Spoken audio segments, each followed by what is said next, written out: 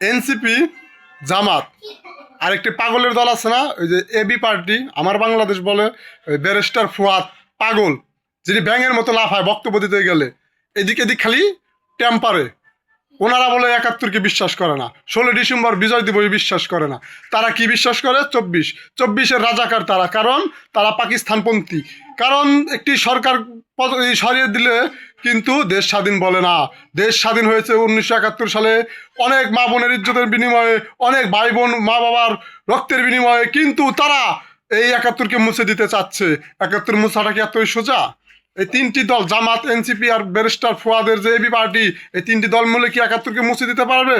৭১ জন্ম হয়েছে বাংলাদেশে, ২৪-এ কিন্তু বাংলাদেশে জন্ম হয় নাই। ২৪-এ একটি সরকার পতন হয়েছে, তাই বলে এই বাংলাদেশ নতুন বাংলাদেশ হতে পারে না। একটি সরকারকে পতন করে যদি বাংলাদেশ, নতুন বাংলাদেশ গঠন করা যেত, তাহলে কিন্তু প্রত্যেক বছরে বছরেই সরকার পরিবর্তন করে নতুন বাংলাদেশ তৈরি করত। আমরা বলতে চাই এনসিপিকে, কড়া হুঁশিয়ারি দিতে চাচ্ছি, আপনারা এই জুলাই গণ অভ্যুত্থানে বিক্রি করে যেগুলো পরিণত করতেছেন, সেগুলো বাংলার জনগণ আর সহ্য করতে পারছে না। আপনাদের দল থেকে যেভাবে পদত্যাগ করা শুরু করেছে, আপনারা আর মনে হয় ৬ মাসও টিকতে পারবেন না। আপনাদের দল বিলুপ্ত হওয়ার কাছাকাছি।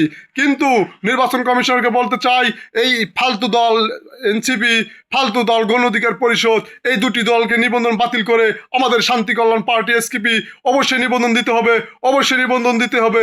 নিবন্ধনে মার্কা দিতে হবে বৈঠা। আমাদের দাবি মানতে হবে, মানতে হবে।